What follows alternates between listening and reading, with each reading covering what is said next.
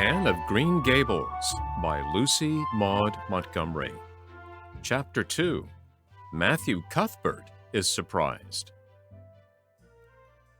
Matthew Cuthbert and the sorrel mare jogged comfortably over the 8 miles to Bright River. It was a pretty road running along between snug farmsteads, with now and again a bit of balsamy fir wood to drive through or a hollow tree where wild plums hung out their filmy bloom. The air was sweet with the breath of many apple orchards, and the meadows sloped away in the distance to horizon mists of pearl and purple, while the little birds sang as if it were the one day of summer in all the year. Matthew enjoyed the drive after his own fashion, except during the moments when he met women and had to nod to them, for in Prince Edward Island you are supposed to nod to all and sundry you meet on the road, whether you know them or not. Matthew dreaded all women except Marilla and Mrs. Rachel. He had an uncomfortable feeling that the mysterious creatures were secretly laughing at him. He may have been quite right in thinking so, for he was an odd-looking personage with an ungainly figure and long iron-gray hair that touched his stooping shoulders, and a full, soft brown beard which he had worn ever since he was 20. In fact, he had looked at 20 very much as he looked at 60, lacking a little of the grayness. When he reached Bright River, there was no sign of any train. He thought he was too early, so he tied his horse in the yard of the small Bright River Hotel and went over to the station house. The long platform was almost deserted, the only living creature in sight being a girl who was sitting on a pile of shingles at the extreme end. Matthew, barely noting that it was a girl, sidled past her as quickly as possible without looking at her. Had he looked, he could hardly have failed to notice the tense rigidity and expectation of her attitude and expression. She was sitting there waiting for something or somebody, and since sitting and waiting was the only thing to do just then, she sat and waited with all her might and main. Matthew encountered the stationmaster locking up the ticket office preparatory to going home for supper, and asked him if the 5:30 train would soon be along. "The 5:30 train has been in and gone half an hour ago," answered that brisk official. "But there was a passenger dropped off for you, a little girl. She's sitting out there on the shingles. I asked her to go into the ladies' waiting room, but she informed me gravely that she preferred to stay outside. There was more scope for imagination, she said. She's a case, I should say." "I'm not expecting a girl," said Matthew blankly. "It's a boy I've come for. He should be here. Mrs. Alexander Spencer was to bring him over from Nova Scotia for me." The station master whistled. "Guess there's some mistake," he said. "Mrs. Spencer came off the train with that girl and gave her into my charge. Said you and your sister were adopting her from an orphan asylum and that you would be along for her presently. That's all I know about it, and I haven't got any more orphans concealed hereabouts." "I don't understand," said Matthew helplessly, wishing that Marilla was at hand to cope with the situation. "Well, you'd better question the girl," said the station master carelessly. "I dare say she'll be able to explain. She's got a tongue of her own, that's certain. Maybe they were out of boys of the brand you wanted." He walked jauntily away, being hungry, and the unfortunate Matthew was left to do that which was harder for him than bearding a lion in its den: walk up to a girl, a strange girl, an orphan girl, and demand of her why she wasn't a boy. Matthew groaned in spirit as he turned about and shuffled gently down the platform towards her. She had been watching him ever since he had passed her, and she had her eyes on him now. Matthew was not looking at her and would not have seen what she was really like if he had been, but an ordinary observer would have seen this: a child of about 11, garbed in a very short, very tight, very ugly dress of yellowish-gray wincey. She wore a faded brown sailor hat, and beneath the hat, extending down her back, were 2 braids of very thick, decidedly red hair. Her face was small, white, and thin, also much freckled. Her mouth was large, and so were her eyes, which looked green in some lights and moods, and gray in others. So far, the ordinary observer. An extraordinary observer might have seen that the chin was very pointed and pronounced, that the big eyes were full of spirit and vivacity, that the mouth was sweet-lipped and expressive, that the forehead was broad and full. In short, our discerning, extraordinary observer might have concluded that no commonplace soul inhabited the body of this stray woman-child, of whom shy Matthew Cuthbert was so ludicrously afraid. Matthew, however, was spared the ordeal of speaking first, for as soon as she concluded that he was coming to her, she stood up, grasping with one thin brown hand the handle of a shabby, old-fashioned carpet-bag. The other she held out to him. "I suppose you are Mr. Matthew Cuthbert of Green Gables?"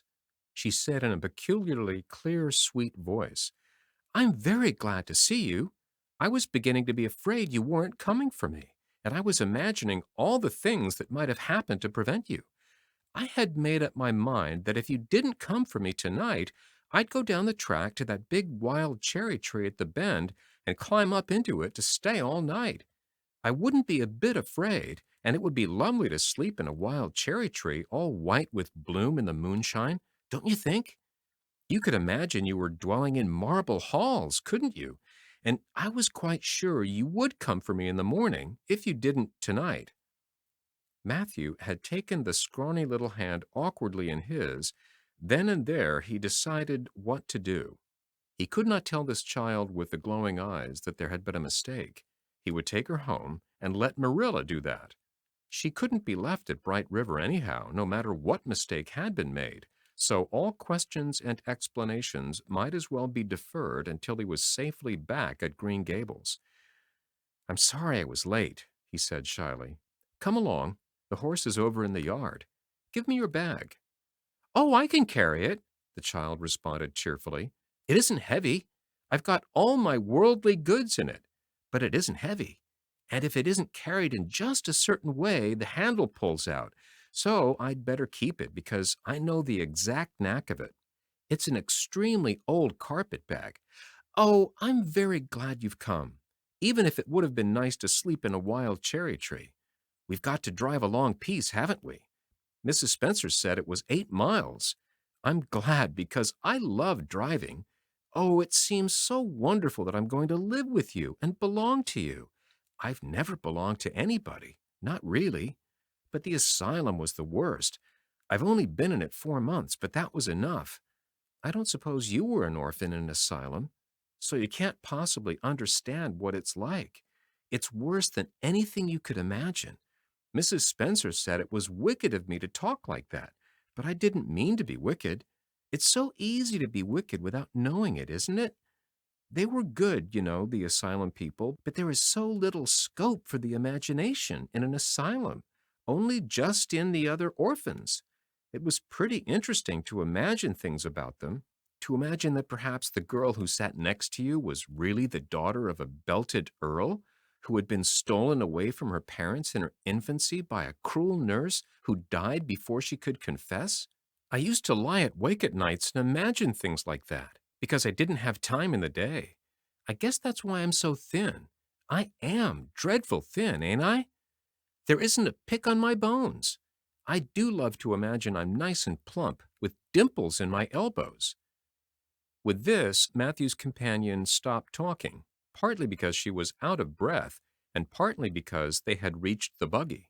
Not another word did she say until they had left the village and were driving down a steep little hill, the road part of which had been cut so deeply into the soft soil that the banks, fringed with blooming wild cherry trees and slim white birches, were several feet above their heads. The child put out her hand and broke off a branch of wild plum that brushed against the side of the buggy. "Isn't that beautiful? What did that tree leaning out from the bank, all white and lacy, make you think of?" she asked. "Well, now, I don't know," said Matthew. "Why, a bride, of course. A bride all in white with a lovely misty veil. I've never seen one, but I can imagine what she would look like. I don't ever expect to be a bride myself. I'm so homely nobody will ever want to marry me, unless it might be a foreign missionary. I suppose a foreign missionary mightn't be very particular. but I do hope that someday I shall have a white dress. That is my highest ideal of earthly bliss. I just love pretty clothes, and I've never had a pretty dress in my life that I can remember. But of course, it's all the more to look forward to, isn't it? And then I can imagine that I'm dressed gorgeously. This morning, when I left the asylum, I felt so ashamed because I had to wear this horrid old wincey dress. All the orphans had to wear them, you know. A merchant in Hopeton last winter donated 300 yards of wincey to the asylum. Some people said it was because he couldn't sell it, but I'd rather believe that it was out of the kindness of his heart, wouldn't you? When we got on the train, I felt as if everybody must be looking at me and pitying me. But I just went to work and imagined that I had on the most beautiful pale blue silk dress, because when you are imagining, you might as well imagine something worthwhile. And a big hat, all flowers and nodding plumes, and a gold watch, and kid gloves and boots. I felt cheered up right away, and I enjoyed my trip to the island with all my might. I wasn't a bit sick coming over in the boat. Neither was Mrs. Spencer, although she generally is. She said she hadn't time to get sick, watching to see that I didn't fall overboard. She said she never saw the beat of me for prowling about. But if it kept her from being seasick, it's a mercy I did prowl, isn't it? And I wanted to see everything that was to be seen on that boat, because I didn't know whether I'd ever have another opportunity. Oh, and there are a lot more cherry trees, all in bloom. This island is the bloomiest place. I just love it already, and I'm so glad I'm going to live here. I've always heard that Prince Edward Island was the prettiest place in the world, and I used to imagine I was living here, but I never really expected I would. It's delightful when your imaginations come true, isn't it? But those red roads are so funny. When we got into the train at Charlottetown and the red roads began to flash past, I asked Mrs. Spencer what made them red, and she said she didn't know, and for pity's sake not to ask her any more questions. She said I must have asked her 1,000 already. I suppose I had, too. But how are you going to find out about things if you don't ask questions? And what does make the roads red? Well, now, I dunno, said Matthew. Well, that is one of the things to find out sometime. Isn't it splendid to think of all the things there are to find out about? It just makes me feel glad to be alive. It's such an interesting world. It wouldn't be half so interesting if we know all about everything, would it? There'd be no scope for imagination then, would there? But am I talking too much? People are always telling me I do. Would you rather I didn't talk? If you say so, I'll stop. I can stop when I make up my mind to it, although it's difficult. Matthew, much to his own surprise, was enjoying himself. Like most quiet folks, he liked talkative people when they were willing to do the talking themselves and did not expect him to keep up his end of it. But he had never expected to enjoy the society of a little girl. Women were bad enough in all conscience, but little girls were worse. He detested the way they had of sidling past him timidly with sidewise glances, as if they expected him to gobble them up at a mouthful if they ventured to say a word. That was the Avonlea type of well-bred little girl. But this freckled witch was very different, and although he found it rather difficult for his slower intelligence to keep up with her brisk mental processes, he thought that he kind of liked her chatter. So he said as shyly as usual, "Oh, you can talk as much as you like. I don't mind." "Oh, I'm so glad. I know you and I are going to get along fine together.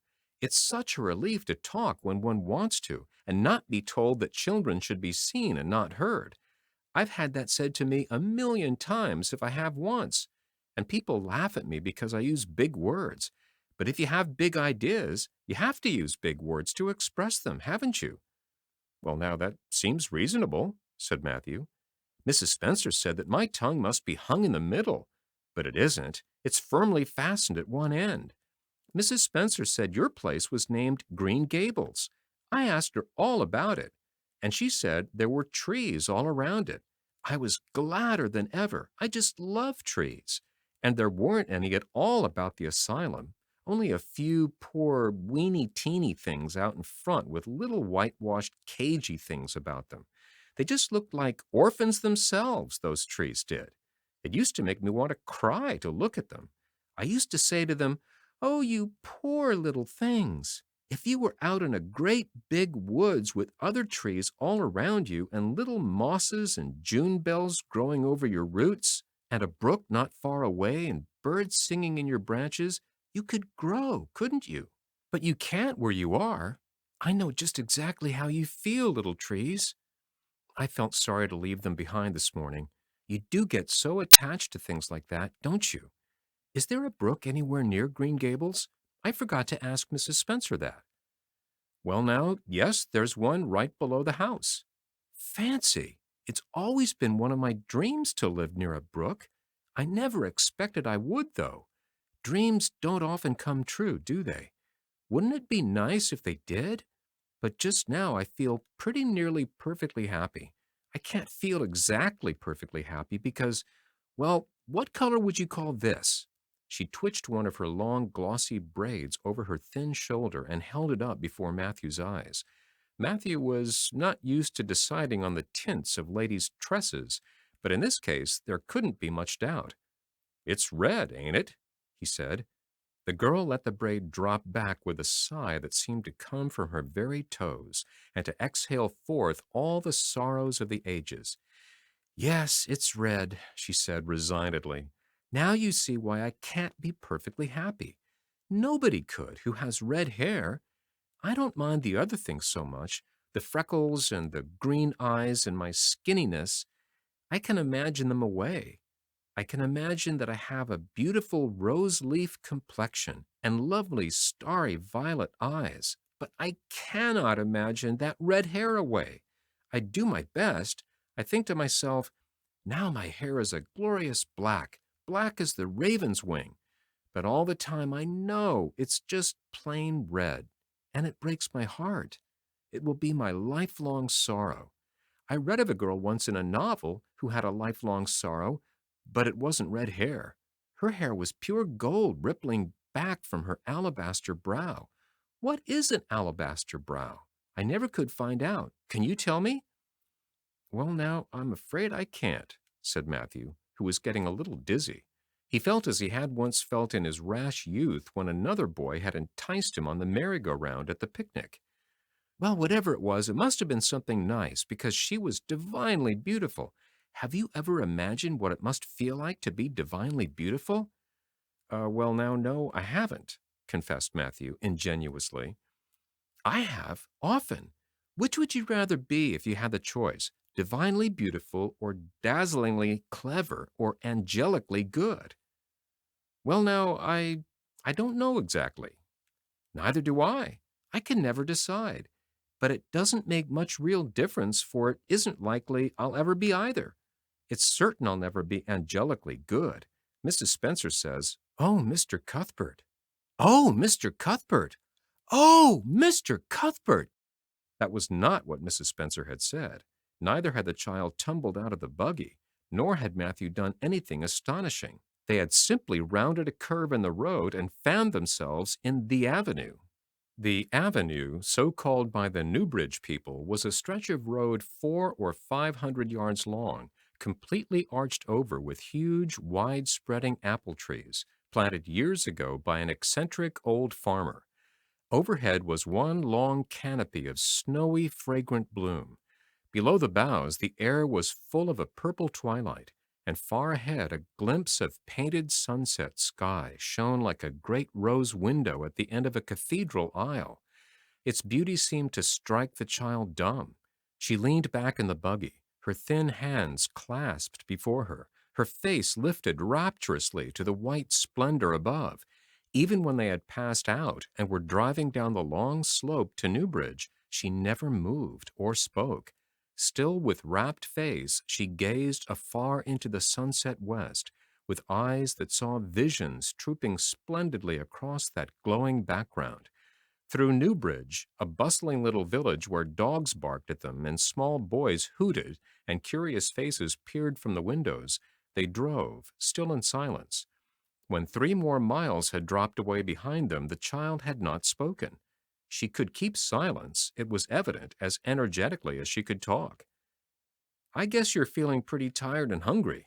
Matthew ventured to say at last, accounting for her long visitation of dumbness with the only reason he could think of. But we haven't very far to go now, only another mile. She came out of her reverie with a deep sigh and looked at him with the dreamy gaze of a soul that had been wandering afar, star-led. "Oh, Mr. Cuthbert," she whispered, "that place we came through, that white place, what was it?" "Well, now you must mean the avenue," said Matthew after a few moments' profound reflection. "It is a kind of pretty place." "Pretty? Oh, pretty doesn't seem the right word to use, nor beautiful either. They don't go far enough. Oh, it was wonderful, wonderful. It's the first thing I ever saw that couldn't be improved upon by imagination. It just satisfies me here." She put one hand on her breast. "It made a queer, funny ache, and yet it was a pleasant ache. Did you ever have an ache like that, Mr. Cuthbert?" "Well, now, I just can't recollect that I ever had." "I have it lots of times, whenever I see anything royally beautiful. But they shouldn't call that lovely place the Avenue. There's no meaning in a name like that. They should call it, let me see, the White Way of Delight. Isn't that a nice imaginative name? When I don't like the name of a place or a person, I always imagine a new one and always think of them so. There was a girl at the asylum whose name was Hepzibah Jenkins, but I always imagined her as Rosalia DeVere. Other people may call that place the Avenue, but I shall always call it the White Way of Delight.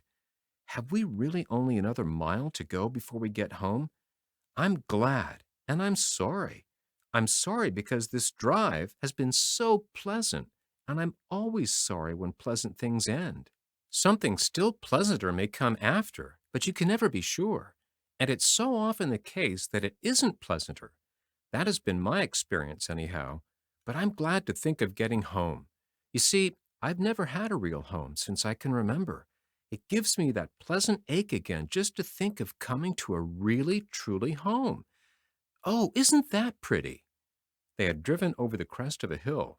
Below them was a pond, looking almost like a river, so long and winding was it.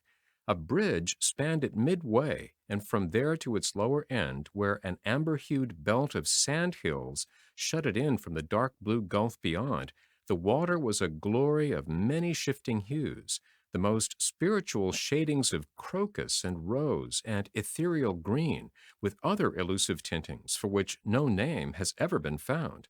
Above the bridge, the pond ran up into fringing groves of fir and maple, and lay all darkly translucent in their wavering shadows. Here and there a wild plum leaned out from the bank like a white-clad girl tiptoeing to her own reflection. From the marsh at the head of the pond came the clear, mournfully sweet chorus of the frogs. There was a little gray house peering around a white apple orchard on a slope beyond, and although it was not yet quite dark, a light was shining from one of its windows. "That's Barry's Pond," said Matthew. "Oh, I don't like that name either. I shall call it, let me see, the Lake of Shining Waters. Yes, that is the right name for it. I know because of the thrill. When I hit on a name that suits exactly, it gives me a thrill. Do things ever give you a thrill?" Matthew ruminated. "Well, now, yes. It always kind of gives me a thrill to see them ugly white grubs that spade up in the cucumber beds. I hate the look of them." "Oh, I don't think that can be exactly the same kind of thrill. Do you think it can? There doesn't seem to be much connection between grubs and lakes of shining waters, does there? But why do other people call it Barry's Pond?" "I reckon because Mr. Barry lives up there in that house. Orchard Slope's the name of his place. If it wasn't for that big bush behind it, you could see Green Gables from here. But we have to go over the bridge and round by the road, so it's near half a mile further." "Has Mr. Barry any little girls? Well, not so very little either, about my size?" "He's got one about 11.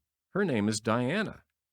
"Oh," with a long indrawing of breath, "what a perfectly lovely name." "Well, now, I don't know. There's something dreadful heathenish about it, seems to me. I'd rather Jane or Mary or some sensible name like that. But when Diana was born, there was a schoolmaster boarding there, and they gave him the naming of her, and he called her Diana. I wish there had been a schoolmaster like that around when I was born then. Oh, here we are at the bridge.